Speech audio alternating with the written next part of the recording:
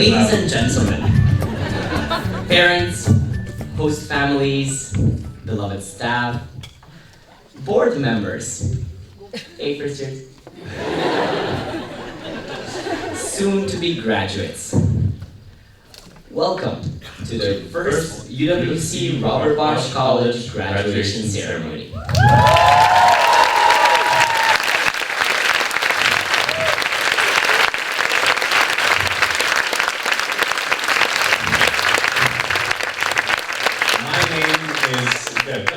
And this is Bobo, and it is an honor for us to be here to host you for this very special event.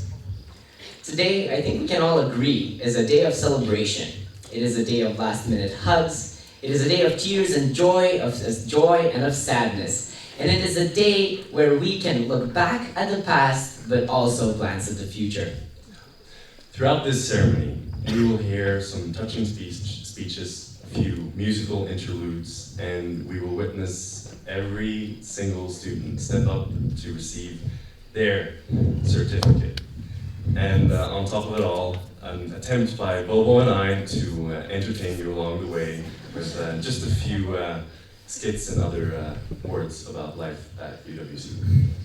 In order to make certain that everything is going to run smoothly, would you please kindly turn your phones off just so we don't have any interruptions? And without further ado, we would like to invite the string ensemble to give the first performance of today.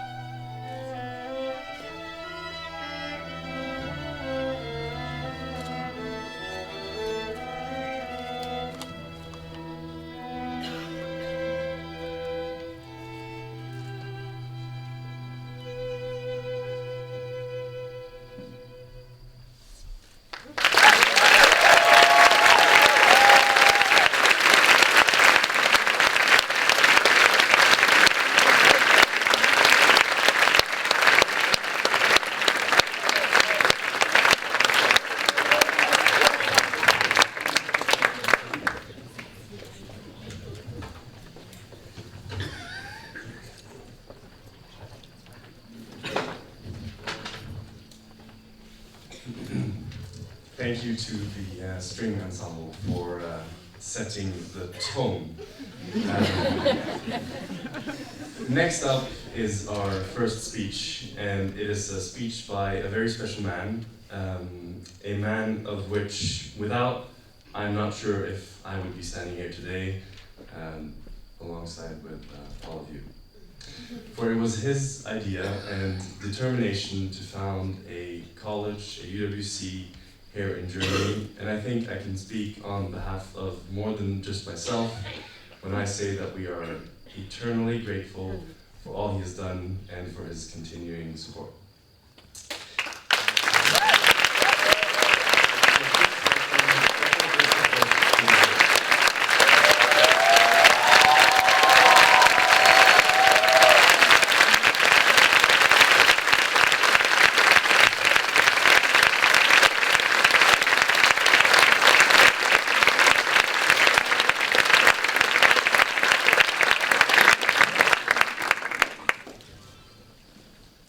Thank you.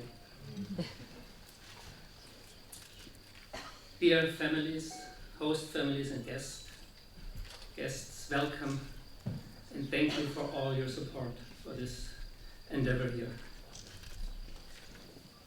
Dear members of staff, thank you for all you have done in those 2 years, those 2 first years. Dear first years, thank you for being here.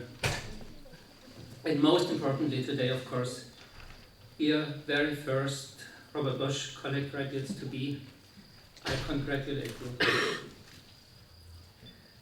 What a day. I think the music showed it beautifully. It's a mixture of happiness and of sadness. It's not about perfection, but about daring and doing something which hasn't been done before. It is also a sad day. You're going to part from your friends and you will leave our college, which has been your home for 2 very special years. I guess it's hard to tell if this year has been if those 2 years have been long or short. They may seem short when you sense how fast time has passed. And they may also seem very long when you consider what has happened in those 2 years. Over this time, this college has become your college. You, as the first generation, have made it a living reality. Thank you for being here. I don't know if you remember at our inauguration, nearly 2 years ago, I spoke about the importance of asking open questions. Now you went through your IB exams and you had to answer questions of a very different kind.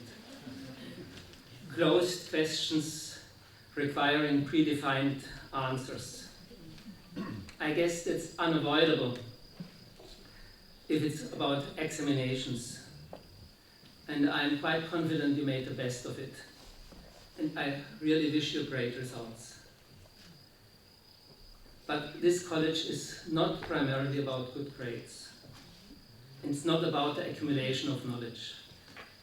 It's about discovery and it's about development. Of course, everybody of us needs to learn facts, laws and rules and how to apply them. But by their definition, facts, laws and rules have been made in the past. Factum, fact, is Latin past participle. It's just what has been done. And of course the past is important. And it's the past. Present is open and to most part unknown, and future even more so.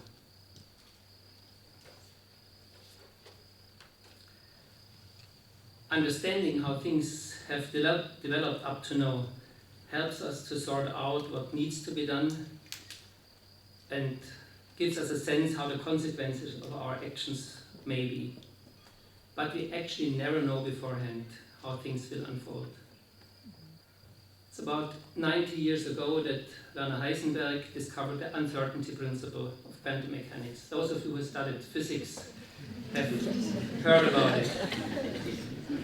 But I don't ask you to give the formula. It's about something else. It's about what it is saying. It basically says that we never ever know reality fully. Whatever we understand about reality changes reality. This is even true in physics, the most basic and most solid of all sciences. At least you can argue so. Let's say about natural sciences. But it's even more strikingly true when our personal consciousness and our personal actions become part of the picture. And for us, of course, they always are.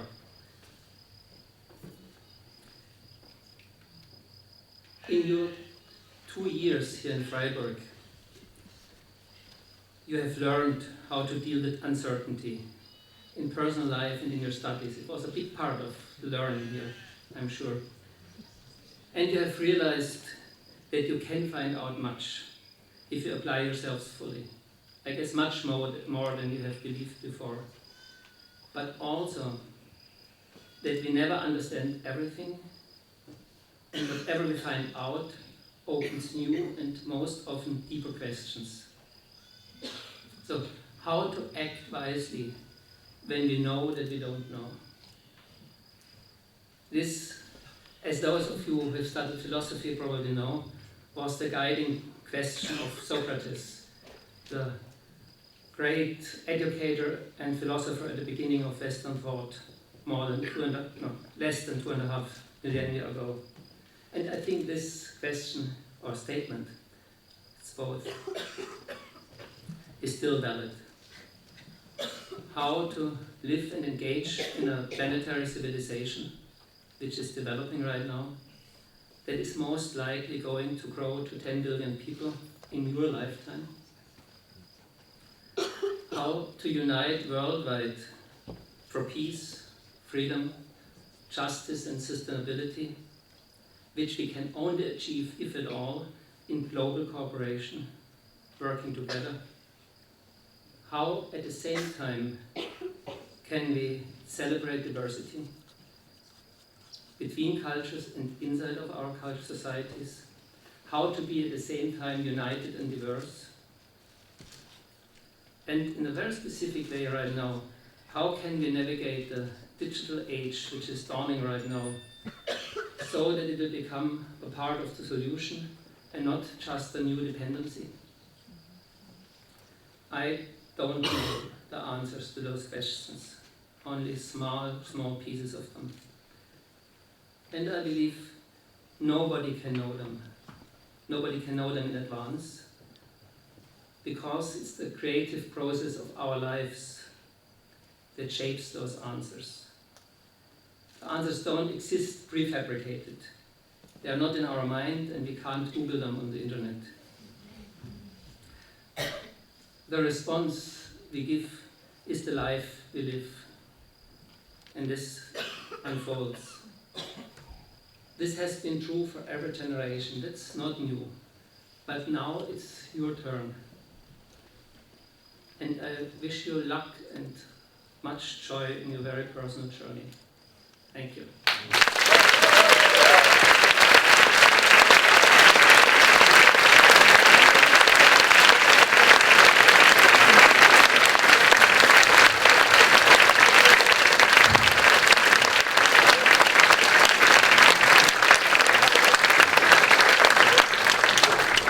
Thank you, Dr. Bosch. That was very inspirational.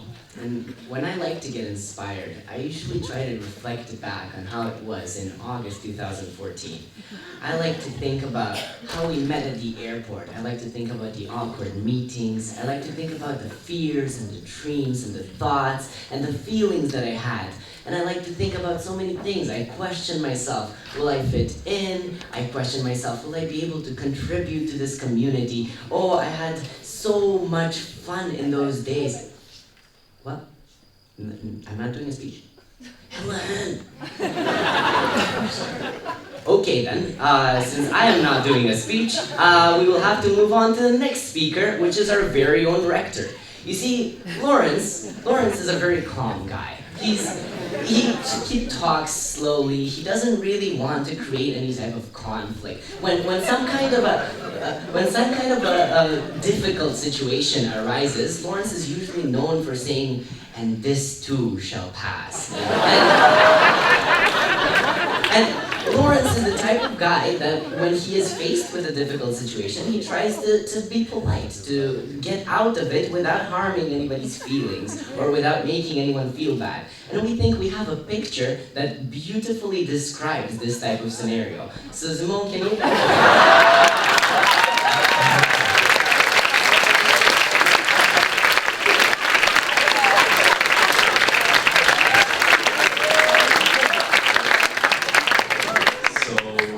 This is when Lawrence and a group of others were here before the school was set up during the construction site, and as you can see, he is sitting on what was then a pink floor for the Mensa. And it is probably one of those times that Lawrence's politeness in his manner, he was sitting there, and of course not very fond of this sort of horrific floor, saying, "Is there a possible alternative?" And at that time, we have red floors now. So, jokes aside, we'll let the floor be Lawrence's. Now, do bear in mind though, he does speak a bit slow, so half an hour.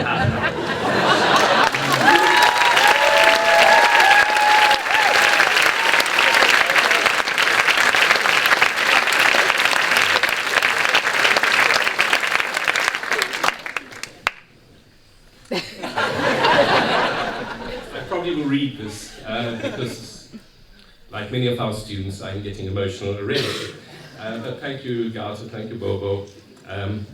Honored guests, parents and host parents and family and friends, also family and friends who are watching on the live stream in many, many different parts of the world. We wish we were all together, but we also understand that that can't be. But thank you for watching and being with us in that way. If I could also greet my colleagues and our dear students, both here, our graduating class, and then those downstairs in the Mensa, can you hear them, watching on the live stream. As we've heard, and as we know, this closing ceremony, or this graduation ceremony, everything at Robert Bosch College is up for debate, and we couldn't quite understand what to call this, whether it was a graduation, or a closing ceremony, or a leaving ceremony, and we come from far too many different places to ever agree on anything as simple as that. But it does, what we do agree, is that it does represent the end of the first cycle. And as it is the end of the first cycle, I would like to spend a little bit of time just acknowledging some of the people who really were responsible for putting this college in its, to create it and to have it in this place.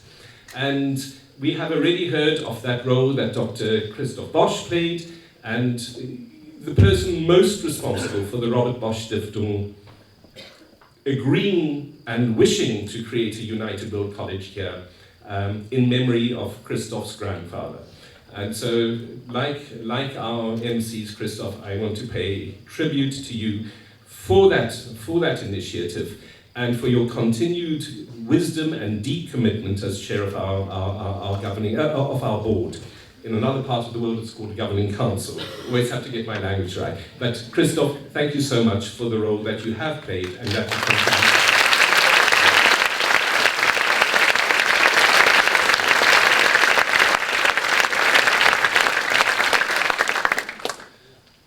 Then I want to mention Jens Woltermann, also sitting in the front, who at the time that this dream of 30 years to form a United World College in Germany, at the time that this real opportunity came, It was Jens who was chairman of Deutsche Stiftung UWC and represented Deutsche Stiftung in the shareholding and on the board. And Jens worked tirelessly, and I am quite sure detrimentally to his day job with Solon Consulting, to bring together ideas and to make this college a reality.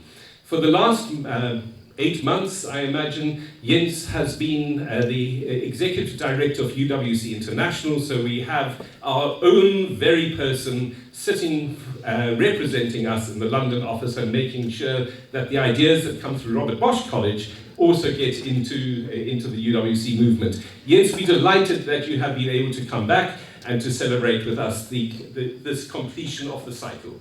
Yes.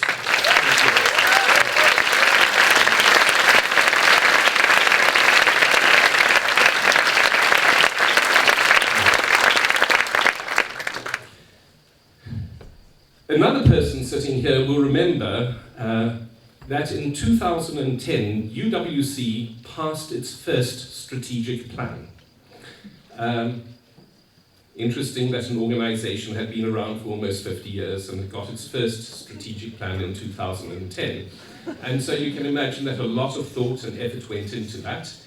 And one of the things in that strategic plan was that it was agreed that there would be no further colleges in Europe. A month or so later, UWC Robert Bosch College thought, we have a possibility here.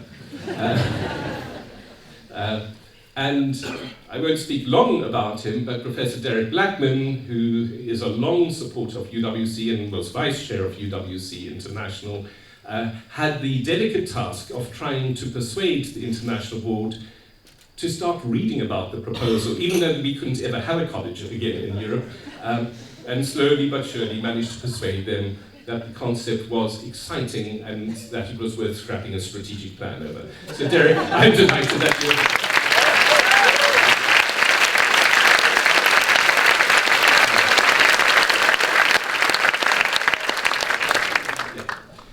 There are some people who couldn't be here, who were really part of those early foundations and making sure the place was in place, the buildings, the site, all the rest, the permissions, apart from a few minor ones that the students know about,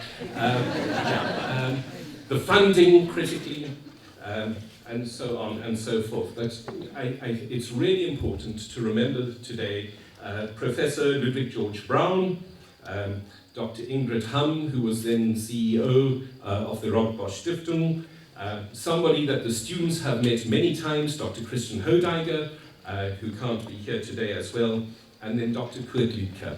So I would like very much to acknowledge their continuing contribution, as well as all that they did to make this college a reality. Let's thank them.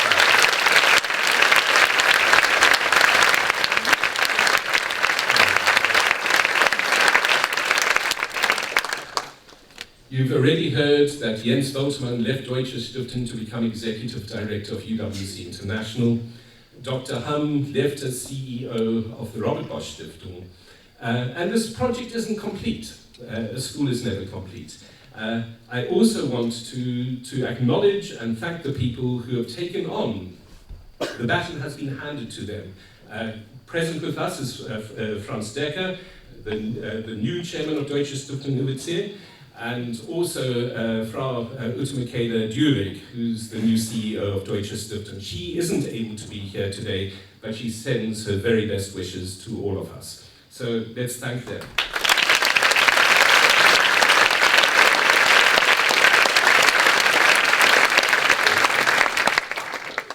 And maybe the last person that I need to just give acknowledgement to is I am the founding head or rector.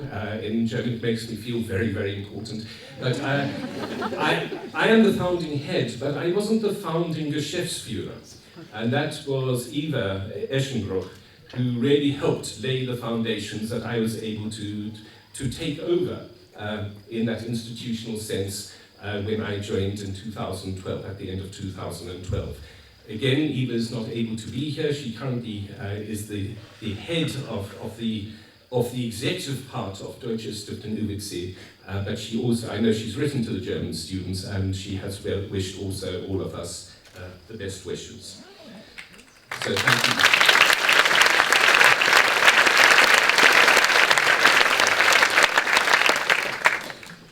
Now to the students, to the departing or the graduating students.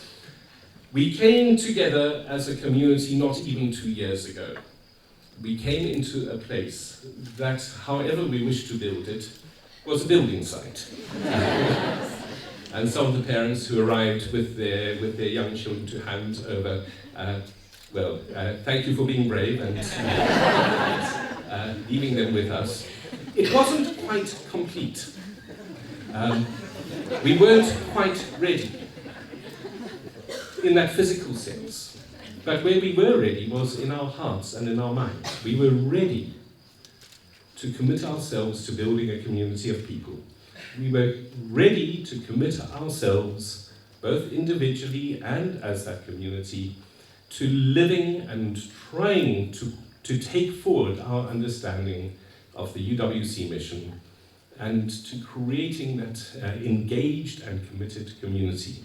And that was most important. And the buildings caught up, and the Mensa caught up, and all sorts of things caught up, and we can just see such a change in that physical sense from when we arrived to now. But we see the most important change in those awkward early greetings have become a really, really tight-knit group of people, and I want to commend you for that. Looking back on those almost 2 years, and for many of us in a state of almost complete exhaustion, we know how close we have grown, and for many of us how hard it will be to say goodbye in the next 24 hours. Yeah, we know that. We have experienced joy and laughter and friendship. We have experienced incredible stimulation and challenge.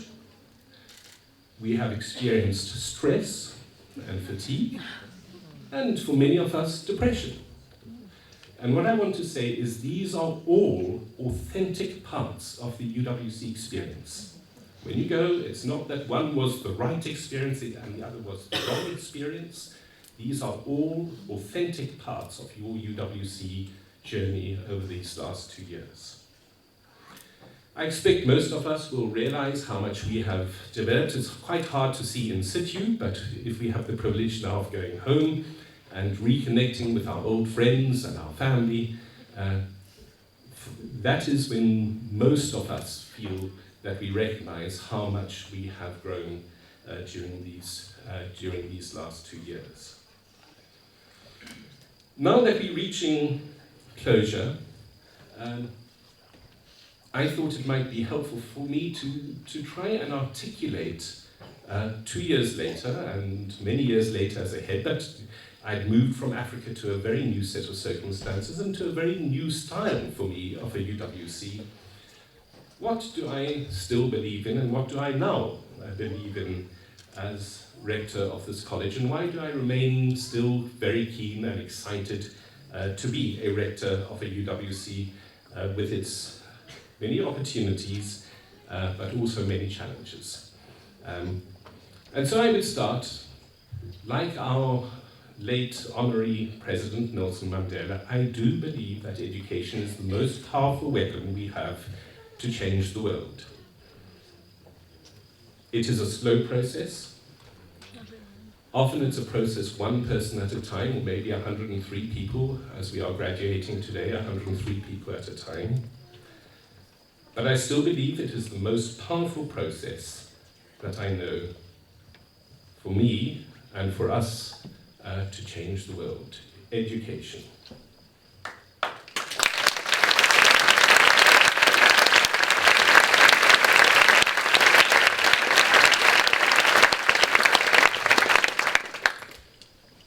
Increasingly, I believe in growing student responsibility and growing student autonomy and giving people the right and the opportunity for personal sense-making. In my view, this is one way that one finds protection against indoctrination. And I understand that, and I've had to grow to understand in this environment, that one is always trying to achieve these things within a context in a society. And societies have their rules and regulations as well. And somehow, the IB has its rules and regulations, and somehow we have to still carve out as much as possible in an appropriate way, in a particular context, that notion of your student responsibility, your autonomy, your personal sense-making. I believe that more fundamentally now, even though we have to navigate in a difficult context sometimes, I believe that more fundamentally than I have ever believed it before. I believe in tolerance, and that tolerance is enhanced through personal relationships across divides. I believe that our experience of our humanity is enhanced, not diminished, by our diversity. I also believe that tolerance should not replace and must not replace the quest for social justice and the quest for a sustainable future for this planet. Finally, I believe in building a coalition of people willing to remain in dialogue even if we deeply, deeply disagree. A coalition of people willing to share in increasing proximity this very finite planet that we have as a necessary counter to the forces of intolerance and extremism. And I think that is what we do here.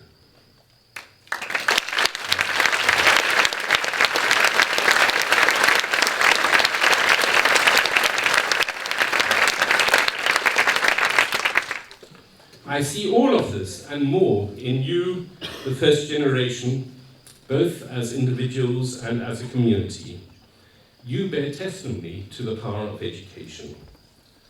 You have embraced responsibility, autonomy, and personal sense-making, at least most of the time, and in some houses, particularly when it hasn't come to cleaning. Yes. You have grown in your appreciation of complexity,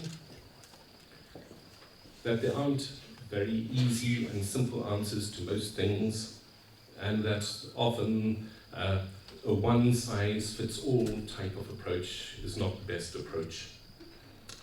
But you have kept your commitment to those things that you hold important, and in many ways, and for many of you, you have been a beacon and quite a sharp reminder to me in many areas, and you know that. Time and time again, you have shown tolerance, not a lazy tolerance, but coupled with passion for social justice and for a sustainable future. You have moved beyond tolerance to empathy, to solidarity, to action, and to love. And you are part of that coalition of people who are determined not to allow intolerance and extremism overtake us. So thank you for what you represent to me, to us, both now and in the future, and I rejoice in being able to call you, from now, graduates of UWC Robert Bosch College. Congratulations.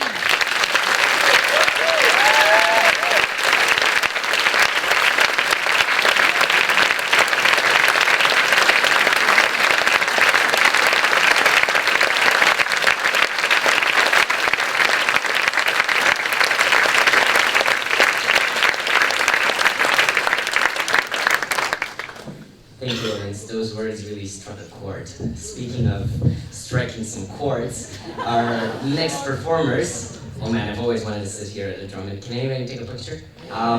So our next performers are the backstagers, which are the school band. We've seen them perform on a couple of occasions, such as the Winter Ball or the Winter Ball. So please welcome the backstagers.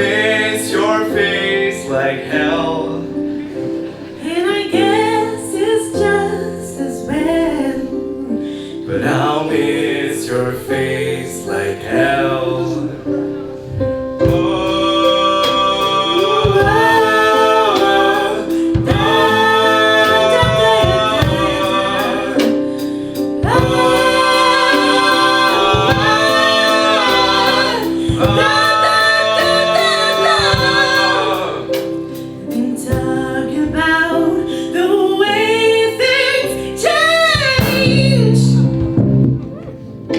And my family lives in a different state. If you don't know what to make of this, then we will not relate. If you don't know what to make of this, Then we will not relate.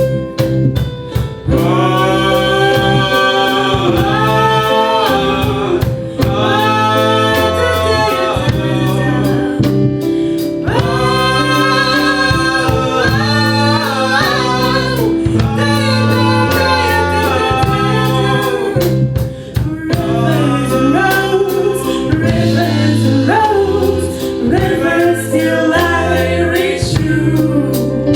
Rivers and roads, rivers and roads, rivers till I reach you. Rivers and roads, rivers and roads, rivers till I reach you.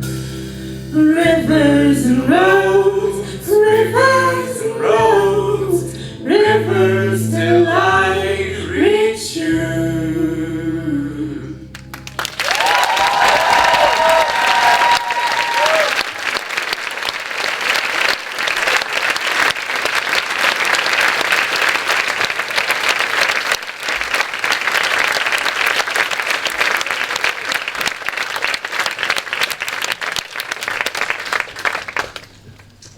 Thanks to the backstagers for their performance. You see, living on a campus with 200 people means you don't get a lot of private space. Now, everybody sees everything, everybody hears everything, and not everybody knows everything. But this time, everything is now over. The time, the moment we have been waiting for has come. But it's not me coming out of the closet. We're ready for the award ceremony, and would like to invite Christian, Lawrence, and Helen to lead the show.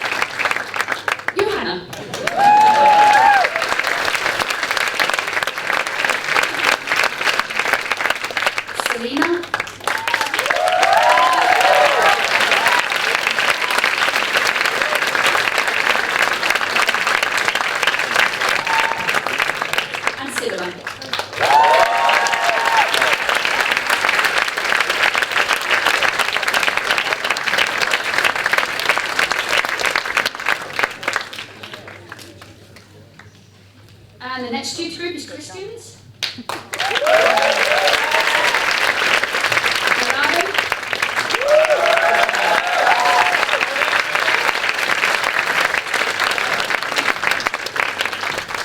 Leah.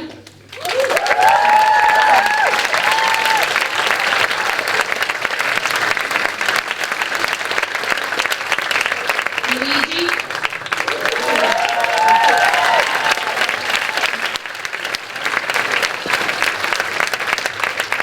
Soso.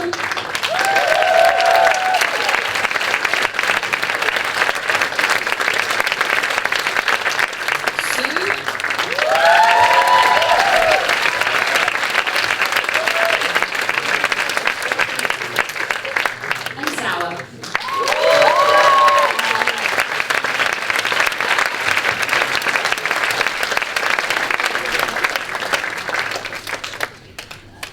I would like to ask Dagmar to join us on stage.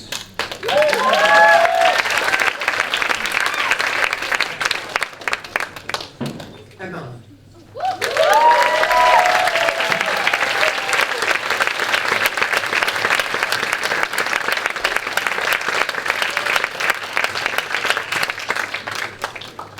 Jared.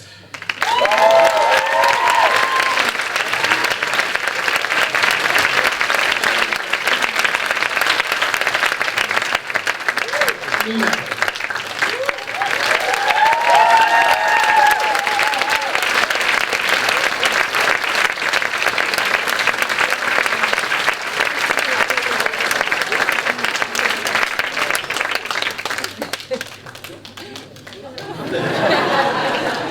Nerumi.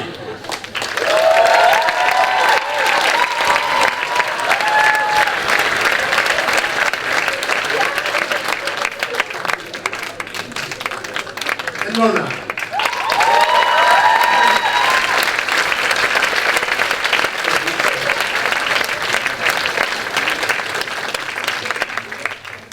Can I please ask Debbie to join us on stage?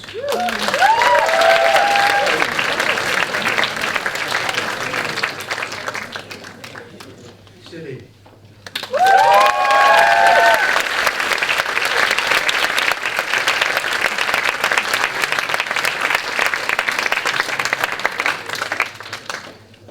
And Daniel.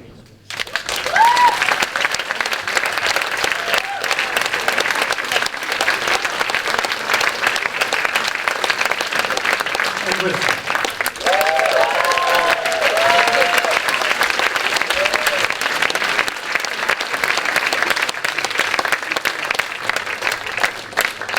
I'd like to call Emmett's tutor group up.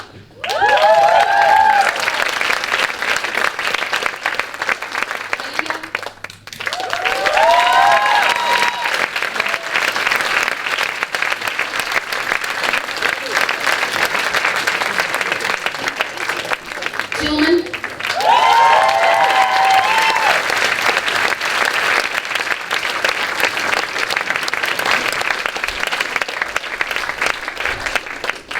Victor.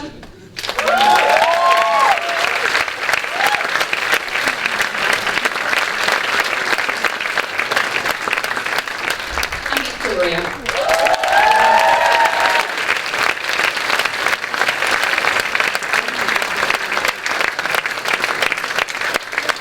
Now we're going to the group.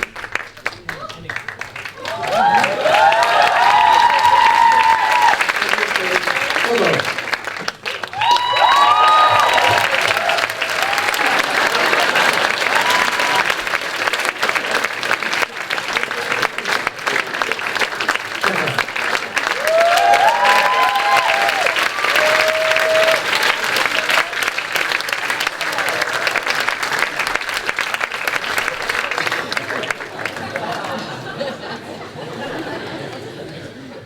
Sophie.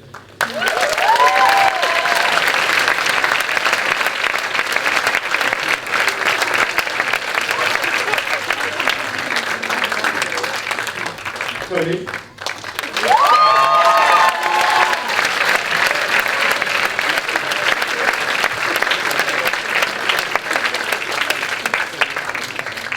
Wasser.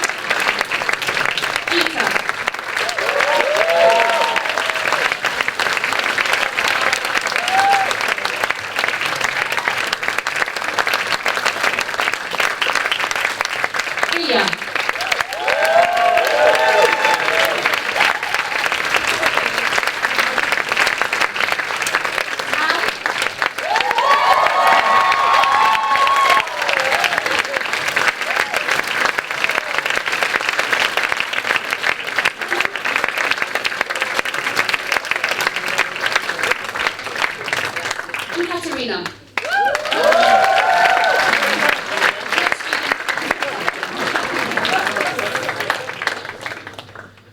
Anka.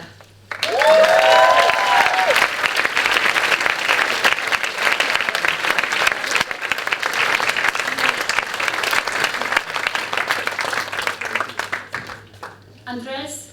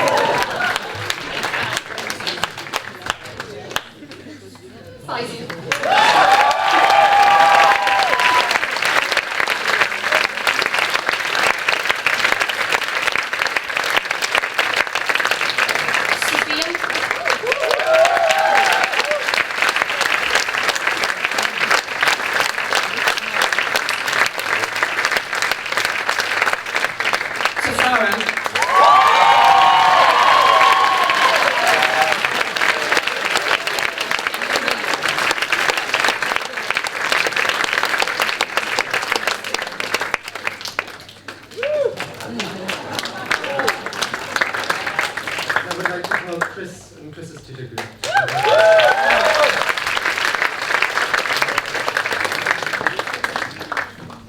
Cesar.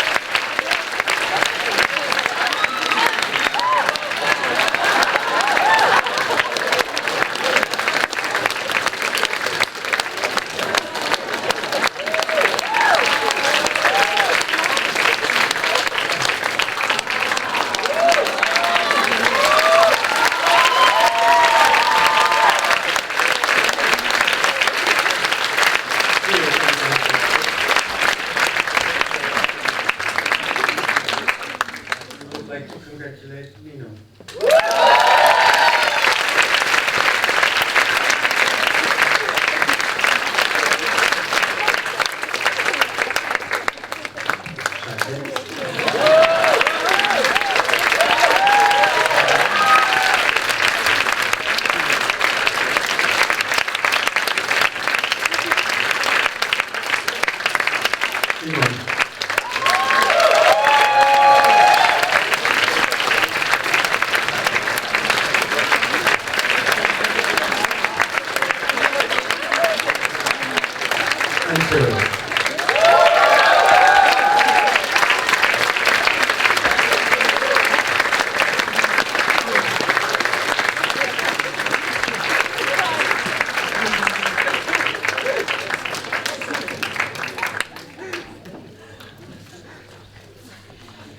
And I'd like to call Lydia onto the stage.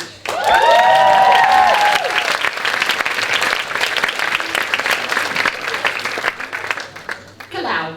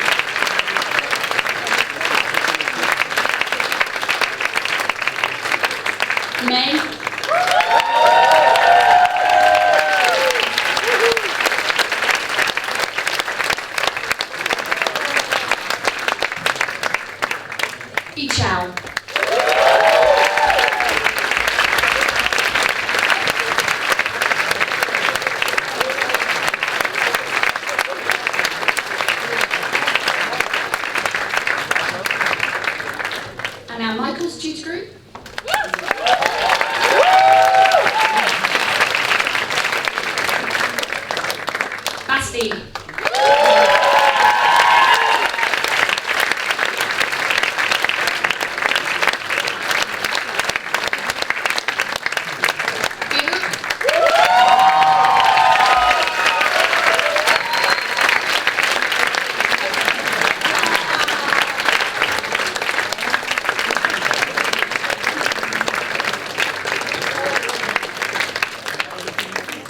Fatu.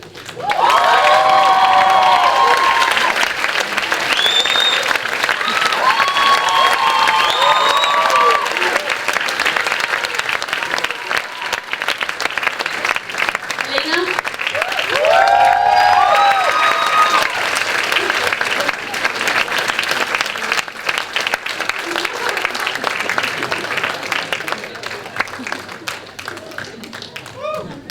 Feline.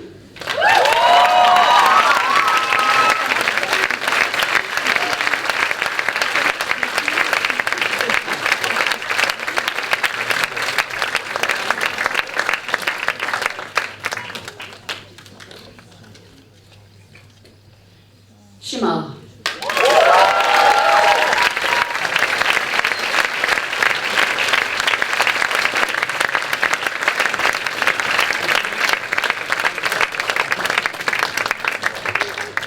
Here, please join us on stage.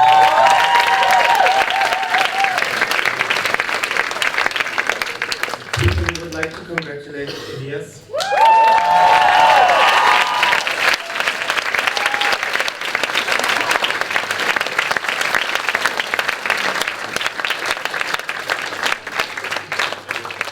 Michaela.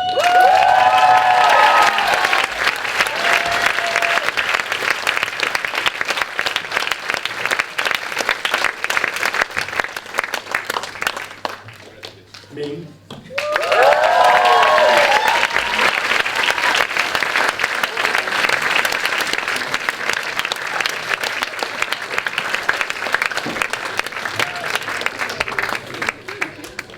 Tessa.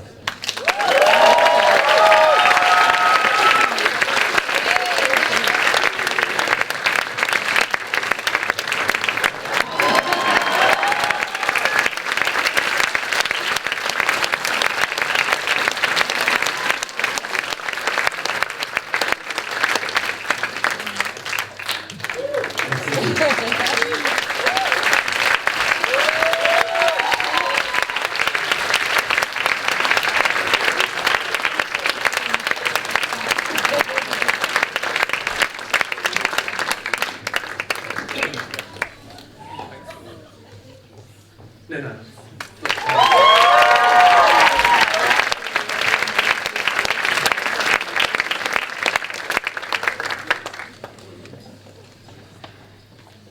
And we would like to congratulate Fatma.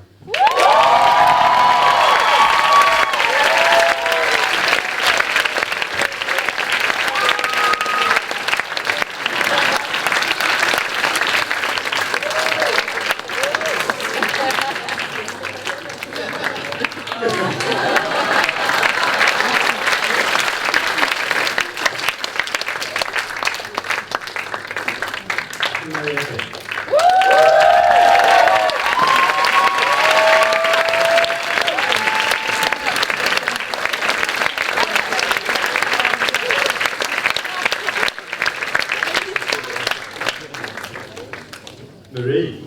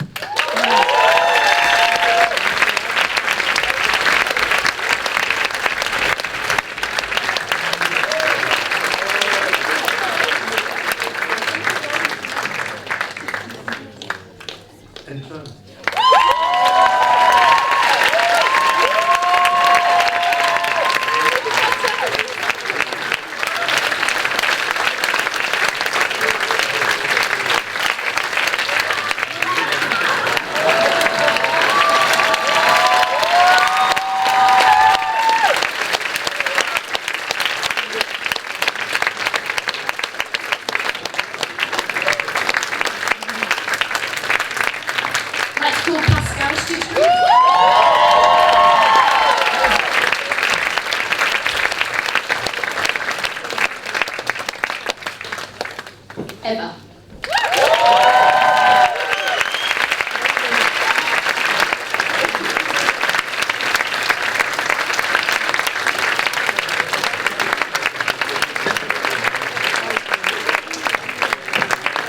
Leon.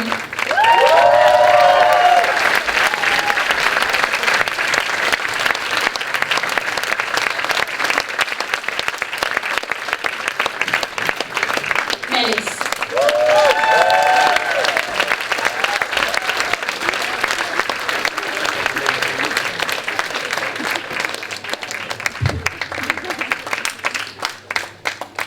Yusra.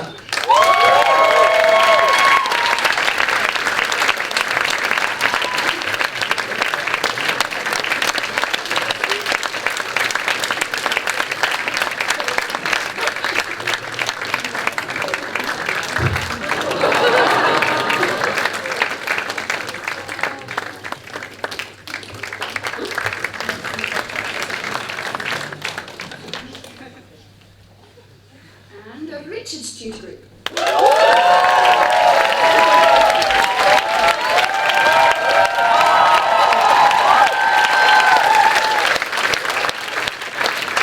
Alice.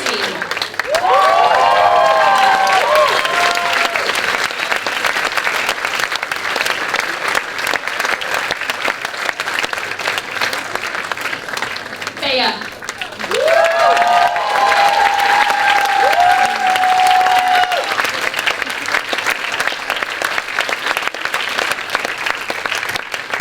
Margarita.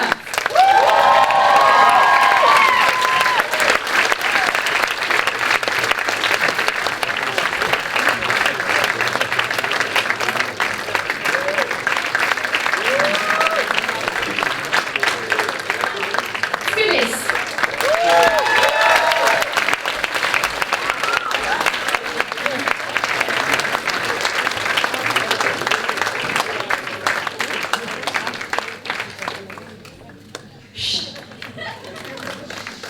Stefan.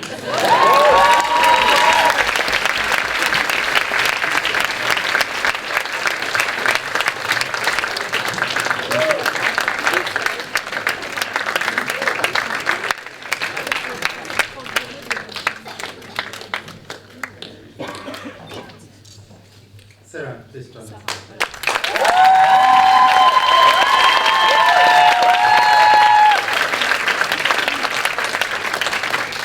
We would like to congratulate Anna.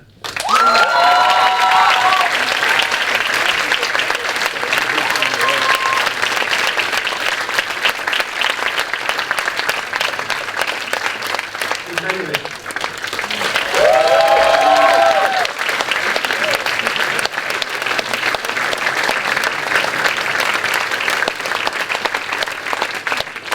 Lisa.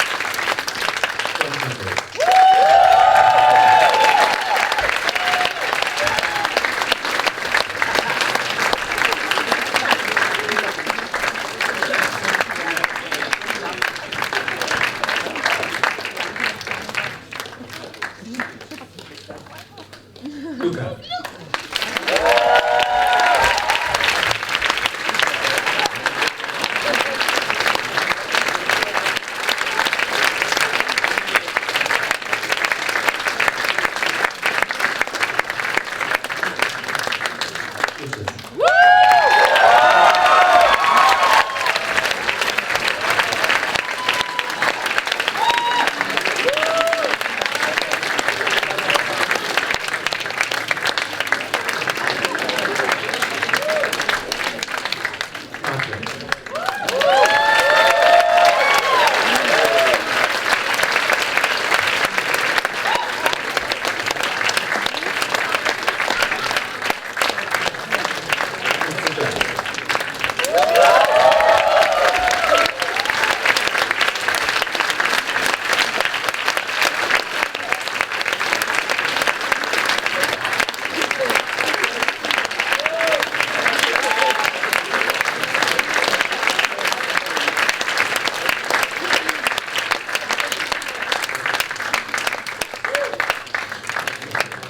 And the last tutor group to join us is Toby's.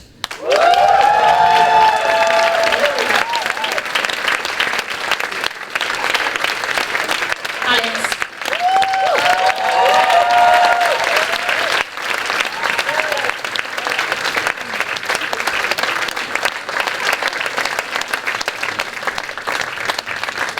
Lotta.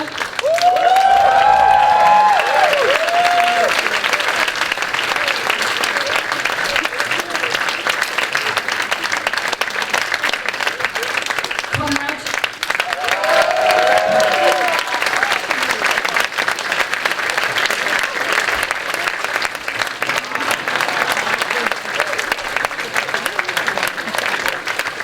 Louisa.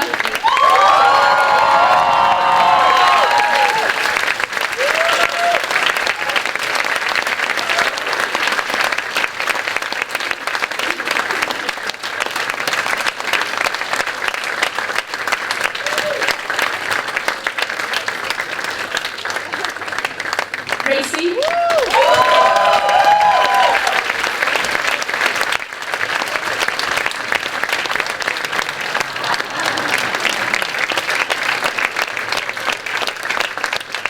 Vincent.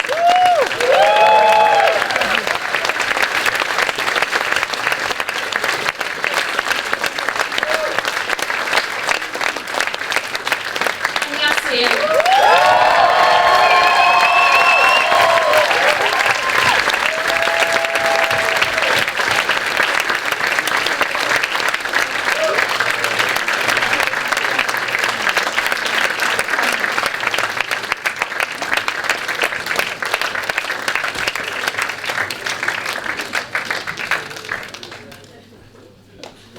Excuse me.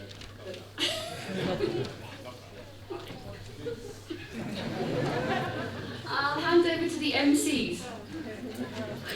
Go ahead.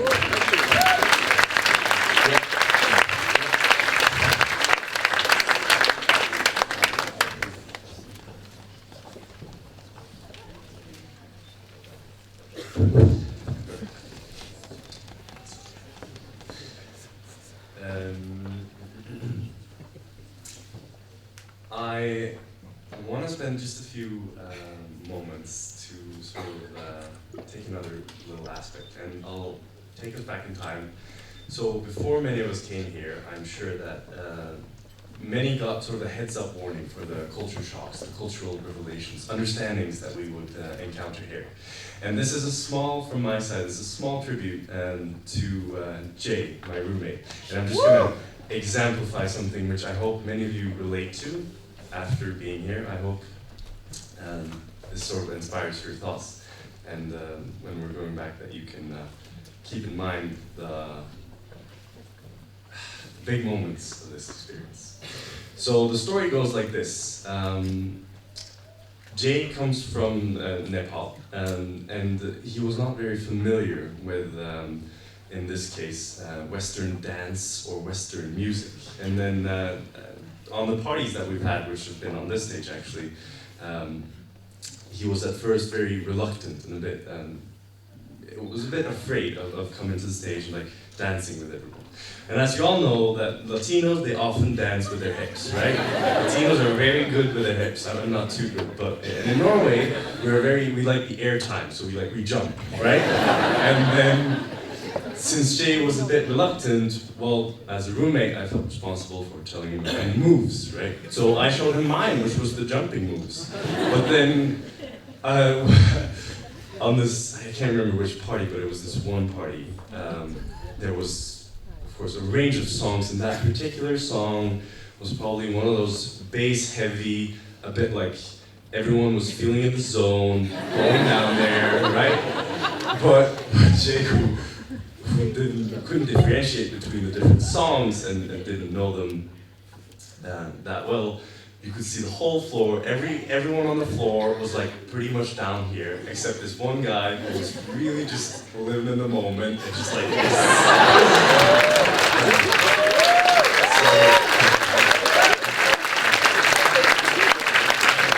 So at the end of it all, take a moment and look to your neighbors and take back home all those culture shocks or understandings, the revelations, and the nice moment. And remind yourself of what this journey has been all about. It's been a long ceremony.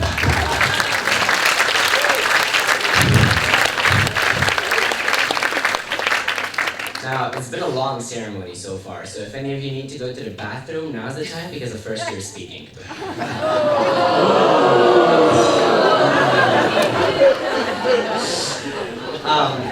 Please, let's give a warm welcome to Lisa from Rwanda, who will be giving a speech on behalf of the first years.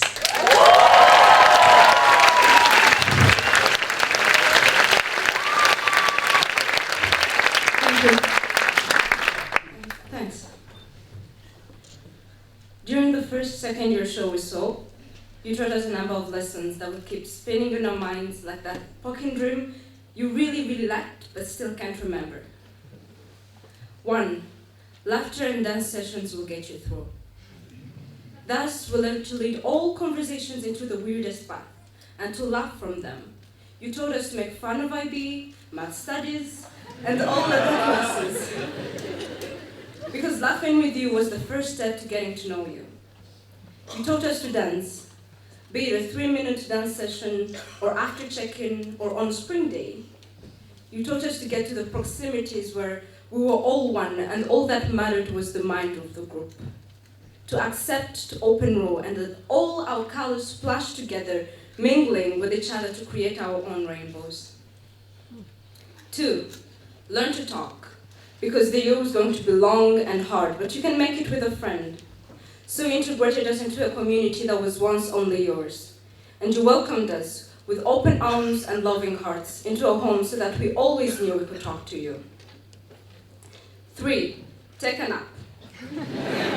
Because you know those ungodly hours are always more productive, be it for tea and talk, for watching the next episode of Game of Thrones or Germany's Next Top Model, or because you had a fight with your roommate. You'll need that nap. 4. Tea and chocolate are our best friends. So we bought as many as possible because you know you fight a lot with these people. So have chocolate to share with a peer supporter, or just as a forgive me kind of gift. Or when you're ready to make peace, have tea, because such warmth cannot be associated with any wrath. Besides, Fatma also taught us to associate tea with a nice conversation. 5. Be fast and efficient.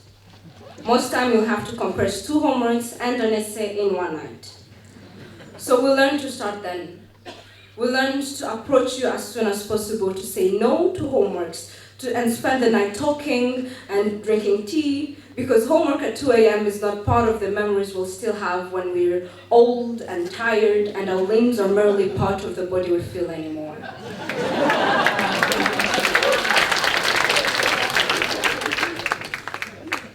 And slowly but surely we learned to be faster because time flew past us.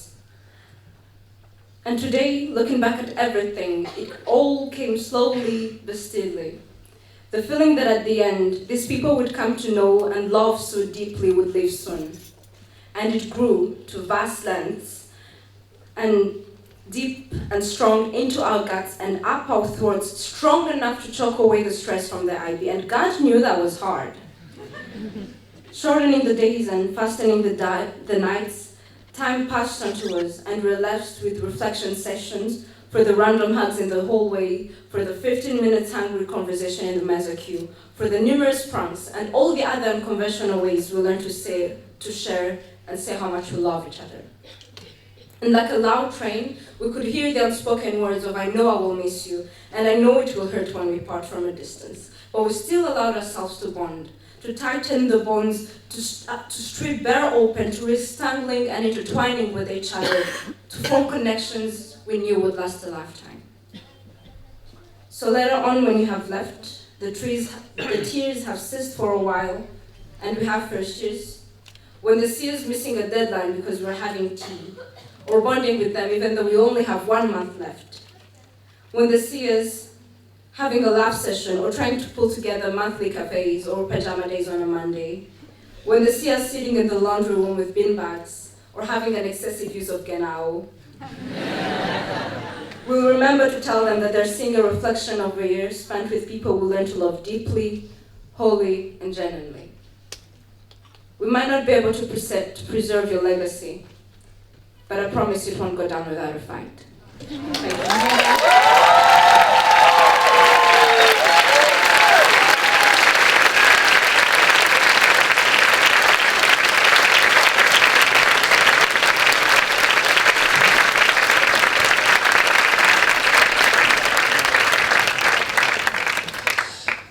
Up next is a dance performance, and I won't say much more, because I don't know a lot more, but I'm sure it'll be good.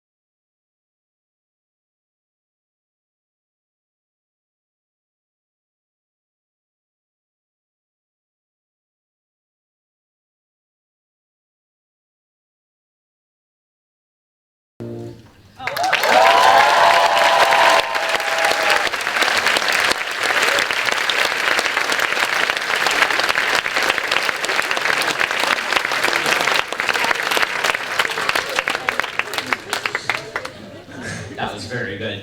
I wish I could move like that. You know, Bo, if there's something that I will take from UWC, it's all the, probably 20 languages that I know by now. Yeah, man, wherever I go, I can just Yeah, it's just you just enter this local community and you fit right in. You know, I have this friend, his name is Simone. Hey, Simone. You see, Simone, he wants to be a lawyer when he grows up. And so he's been teaching me a couple of things, about law and about German. And, I think there is one law in German that really captures my feelings and my thoughts. Its name is Rindfleisch-Etikettierungs-Überwachungsaufgaben- und Überträgungsgesetz.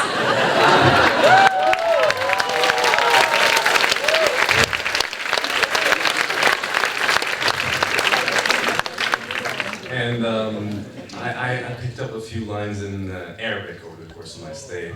One of which is whenever I meet an Arab, I can get them in a good mood by saying "Akhti la khazura, lesh ilwahad l'hut satlein mai fo'i television.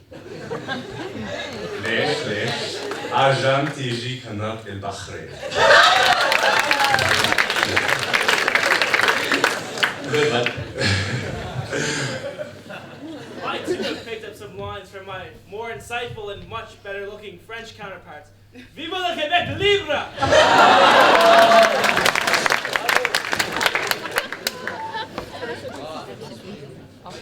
My Latino friends, when I get romantic, sometimes I find it hard to express my emotions in Arabic or English. But when I came to UWC, I found my inner Latino. Bésame, yo quiero sentir tus labios, besándome otra vez.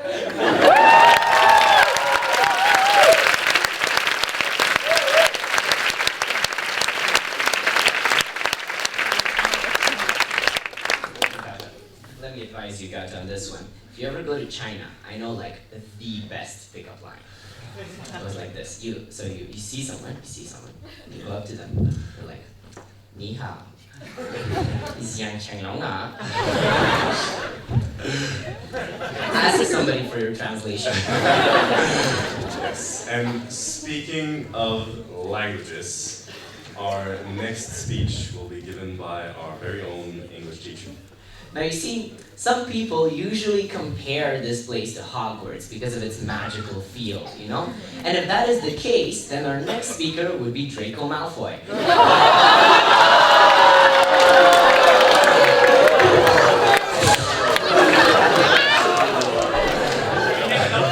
So Lydia has taught at 3 different UWCs. She writes poetry, she teaches English, does stuff, and really sucks the marrow out of life. So Lydia, please join in the stage.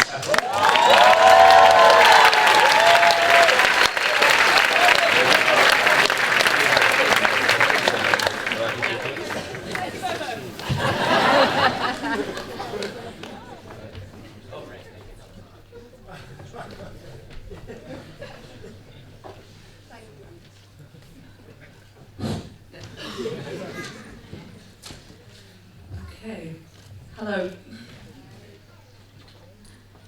A certain day became...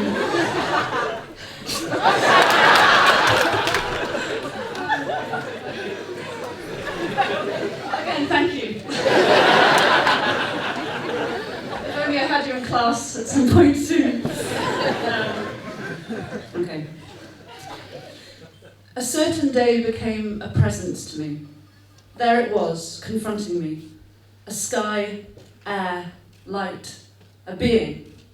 And before it started to descend from the height of noon, it leaned over and struck my shoulder, as if with the flat of a sword, granting me honour and a task. The day's blow rang out, metallic. Or it was I, a bell awakened. And what I heard was my whole self saying and singing what it knew. I can. When people that I meet ask me, sorry, that was Denise Levertov's poem, Variation on a Theme by Rilke. When people that I meet ask me what subject I teach, I occasionally take a shortcut and simply answer poetry. This answer took me by surprise the first few times I gave it, but I've come to understand. Poetry, after all, bears many similarities to life at UWC. As some of us may be acutely aware of today, the form is short and it's intense. Poetry, like UWC, is concerned with the deepest parts of ourselves and of human experience in all its diversity. UWC, like poetry, asks you to leave your rules behind, to enter into an unfamiliar space where the laws of grammar or of your culture are suspended, and you are invited to play, to go beyond yourself, and to get closer to what lies outside of your own experience and imagination. To encounter the new and, to quote Lawrence, to look at the world from a point of view that is not your own. There are moments of poetry every day in our community. Indeed, these seem to me to be amplified here. And remember, poetry is not always about elevated, profound experience. It's often paying attention to the little things, to the mess of daily life lived together, to rhythm, scent, our senses as vessels for memory. Consider, what sounds will you remember from your time here? The chaos of voices, plates and cutlery in the Mensa, lambs in April, now kind of sheep, the squeak of the floorboards on the library balcony, suitcases rolling up the hill at the beginning and end of term, cloud. That sound of people not clapping when you'd expect them to, instead they're shaking their hands next to their head. Diggers, drills, construction work, Jack's bark, ukulele, Bobo's laugh. And what about the poetic power of symbolism? We move beyond our differences so quickly that we can forget, living here, how powerful a symbol we are to a world that is divided. There are those among you I know who will say that poetry is difficult, it's confusing, and it's so easy to misinterpret. Therein, the similarity with UWC falls again. We have all, at some point in the last 2 years, found communication difficult, conflict quick to arise, and seeing another's point of view almost impossible. And yet, every day of every week, I have witnessed students going far beyond themselves to find the words and the expression to communicate what it means to be who they are, where they are from, and almost always in a language that is not their mother tongue. I am daily in awe of such a reaching out. May I give an example? Recently, our second-year students had a workshop on life after UWC, given by 2 alumni, Leah Steinecker from Atlantic and Lucas Streif from Bipochung. During group work, where the students reflected on their experience and shared fears for the future, one student explained that it feels as if my heart has opened up here, that I've received all this love and I've been able to give it out so freely, and I'm worried that in the real world my heart is going to have to close a bit to protect itself. She described how her capacity to love has expanded. And it was there, in that moment, that I realised we'd arrived. That if ever there were a measure of success, then this might just be it. I, and I'm sure many of those sitting here, know exactly what she meant. I know it the moment I see friends from my time at Atlantic College, and my heart leaps with pleasure that it takes no time at all to fall in love with them all over again. I know it when I sit with my tutees, and they share the stories of their lives, their innermost fears and joys, with so little self-consciousness and such trust. And I know it when I walk into a day room at check-in to find students cooking, arguing, hugging, dancing, knitting, studying, tea drinking, and most of all, laughing together. The heart is a muscle, and as anyone who has done body combat with Marie will tell you, I'm not one, I did promise, but no. Muscles can be trained. They strengthen through exercise and rigour. Paradoxically though, the strength of the heart lies not in toughness, but in one's capacity for love, the ability to be gentle, kind, and brave enough to be yourself. The task now, dear founding generation, is to continue to expand your capacity to love, to refuse to shut down, to stay silent, to refuse to minimise yourself, to not accept that which you know is wrong, to not close off, but instead work to joyfully hold open the space in your hearts that you have discovered here. It will lead to action. It will lead to change. Do not underestimate its revolutionary potential. There is often nothing more substantial to place against the cruelty and indifference of the world than compassion and caring. To have had this experience, you are lucky beyond measure. You are all deserving of that luck. We are immensely proud of each one of you, and we wish you well.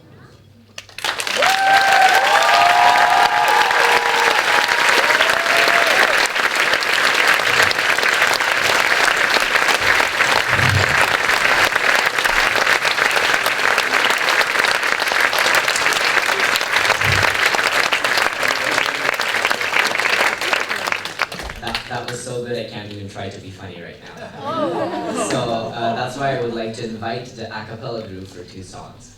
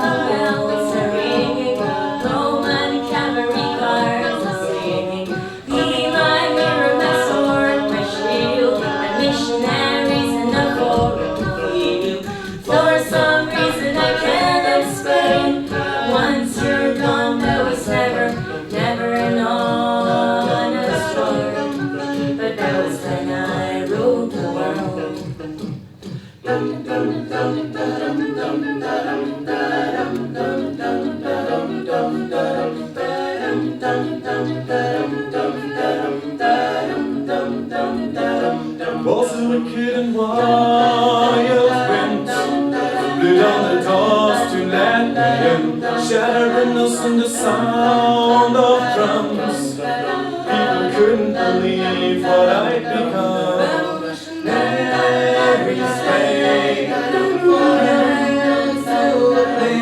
stepped up it on a lonely street. Dear Jerusalem bells are ringing, Roman cavalry cars are singing. Be my mirror, my sword, my shield, my missionaries in the foreign field. For some reason I can't explain, once you're gone there was never an honest word. But that was when I ruled the world.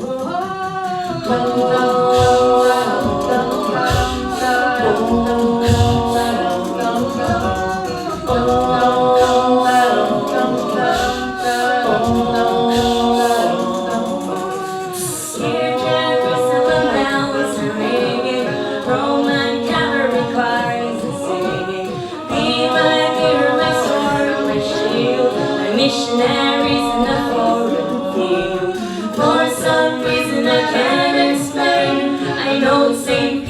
would call my name, never an honest word. But that was when I ruled the world.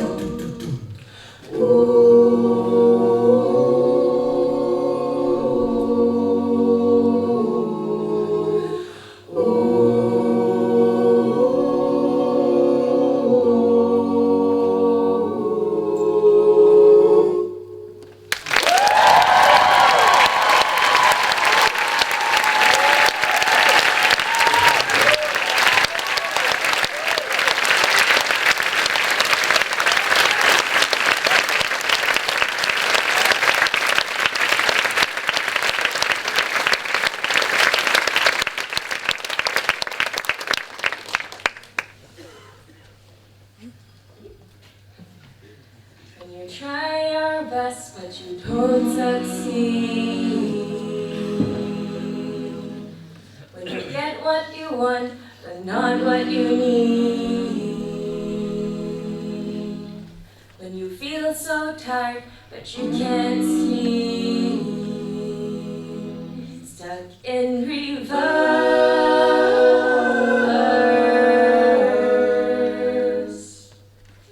when tears come streaming down your face, when you lose something you can't replace, when you love someone but it goes to waste, could it be worse?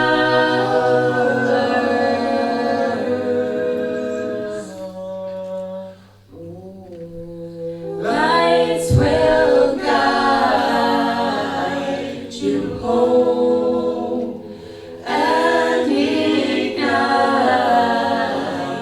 your bones. I will try to fix you. High up above, down below. When you're doing love, to let it go. But if you never try, you'll never know just what you're worth.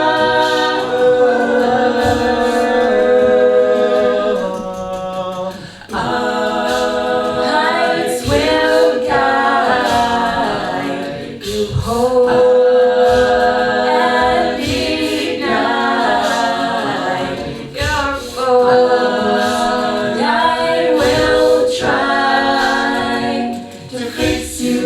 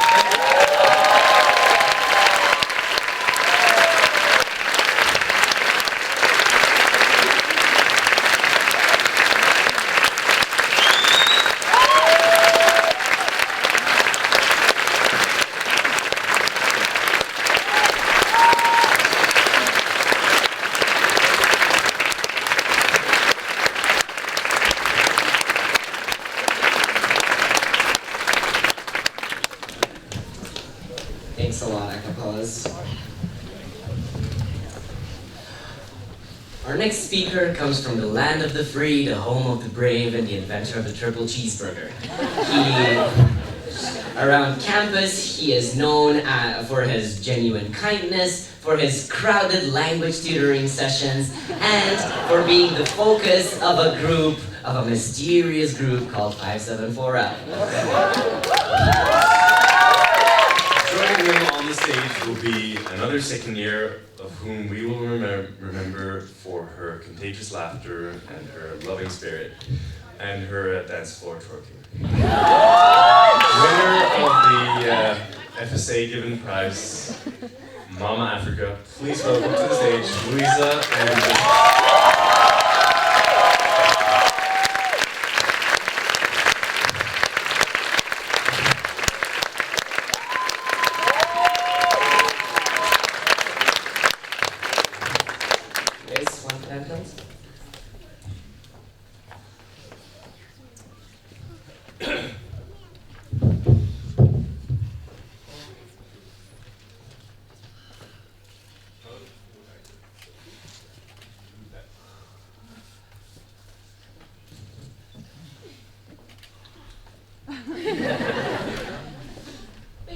Thank you, Captain Bobo. On the 20th of August 2014, a supposedly summery day with the sun brightly shining, I recall vividly wrapping my red blanket around me in an effort to stay warm. At the time, I did not understand why everyone else, almost, was clad in t-shirts and shorts. Others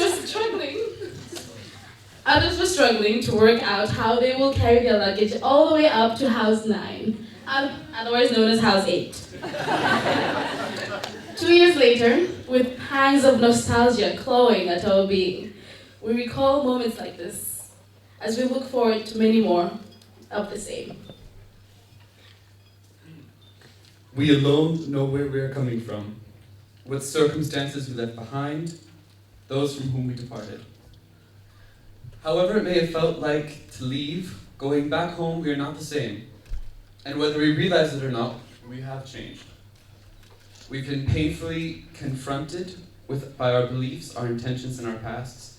And the changes we have undergone as a result of this incredible experience may cause us to fear being left out. They may inspire us to reconnect with those with whom we've lost touch. They may open us up to more adventures. And they may even be unaccepted because they're not understood. We may take consolation in the fact, however, that all over the world there are those who will unconditionally love and support us. In addition to these profound individual changes, we have also undergone a change in our worldview. We have seen the successes and failures of people from different cultures and societies working together. We have seen firsthand that people who are from societies that sometimes can be at odds can still live in peace and indeed develop very deep friendships. And that while living in a multicultural institution can be challenging at times, it is very possible. And it offers a myriad of benefits not available to a single nationality society. However, the conviction that people from different nations and cultures can live side by side is an increasingly rare one in modern times. We have seen a rise in intolerance in many of our home countries, and many of our students are personally familiar, and in some cases victims of the dangerous consequences of prejudice, cynicism, and narrow-mindedness. But because of our experience here, we can stand up to those who say that a society can only be successful if it protects its native culture against exterior influence. We can stand up to those who claim that they're simply too different from us, our cultures and worldviews are incompatible. And furthermore, we can stand up to those who deny the potential of international discourse, respect, and diplomacy, and the development and the formation of a just, peaceful, and united world. Through our interactions with one another, we come to understand the UWC mission. We have all learned so much and have laid the foundation for what we hope to achieve and overcome national barriers for the greater good of all. Of course, we will not all be diplomats, heads of state, social or environmental activists, or volunteers with NGOs. And that's fine. We don't have to be. Once we comprehend this, we can truly live the mission. It is imperative that we remember that we cannot simply fix the world. As well-intentioned as we may be, let us not wear ourselves out trying to do everything that has to be done. Rather, let us do what we can and do it the best we can.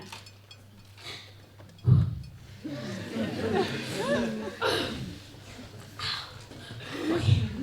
Whether that be in our social interactions, academic and professional fields, or national service, we are called to be the change makers, to be witnesses to an international society that worked, to be witnesses to the possibility of cultures respecting one another, and to be witnesses of the commonality of all people, even those separated by a vast distance.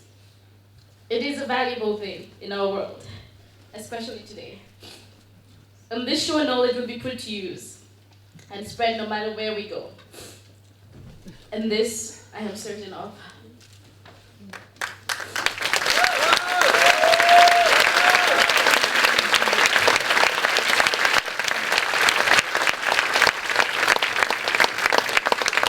So, as much as this is an event for recollection and a, yes, reflection on our experiences at UWC, so is it also a time to say goodbye to one another. It won't necessarily be a permanent farewell. The first years will see each other again at the end of the summer, and the second years may return here to visit, or head off to university or into the world together. However, for those whom we will not see for a long while, the wish to be together will often, if not always, be present. But let us not be so lost in this wish that we dismiss the many more wonderful people we are yet to meet and know.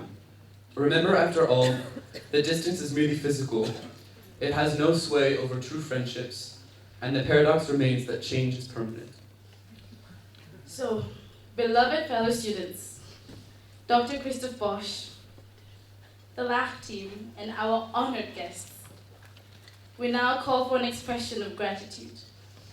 Let us give thanks to those who have questioned us, our beliefs and our opinions. To those who have challenged us to do that which we feared or never tried. To those who saw past our reputation and cared enough to see us as we really were. To those who took time off to listen, even when we didn't ask. To those who encouraged us and pushed our doubts aside. To those who visited us unplanned for good company. To those who showed us kindness even when we hurt them. To those who hurt us. To those whom we once knew, those we know now, and those we will come to know. To those who have always shown us support, love, and never stopped believing in us. Thank you. Thank you.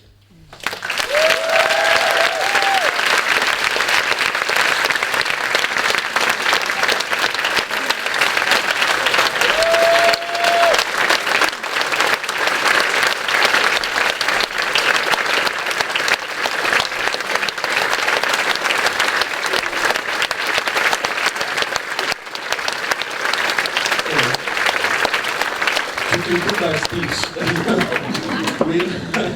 after this is over, I swear. We would like to conclude with a quote by Maya Angelou, with some UWC paraphrasing, about relationships, friendships, and love. Love liberates. It doesn't bind. Love says, I love you if you're in China. I love you if you're in the Marshall Islands. I love you if you're in Senegal. I love you wherever you are. I would like to be near you. I'd like to have your arms around me.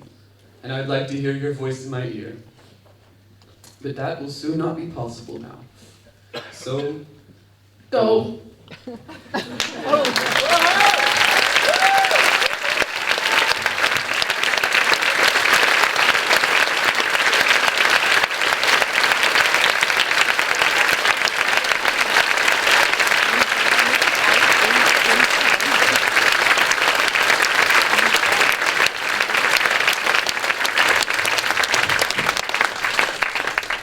We are approaching the end. And just as a few final words, we thank everyone for showing up. Carbon emissions. Who came from around the world, but also locally. Yes. And before we hear the last musical performance that will wrap this event up, you just need to know that right after the final song, performed by somebody who's right now crying, right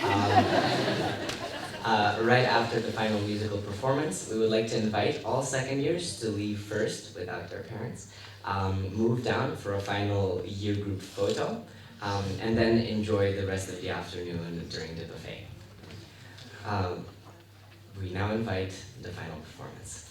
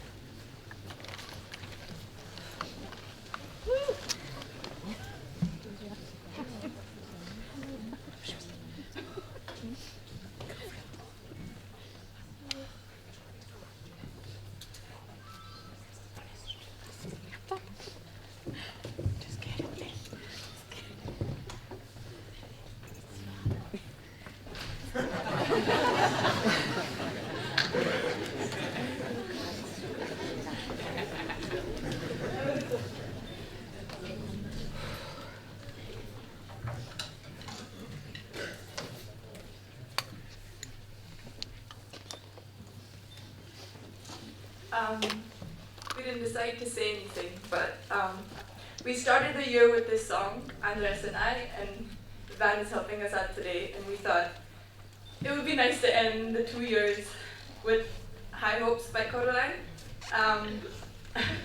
So if a few of us choke up, please sing along.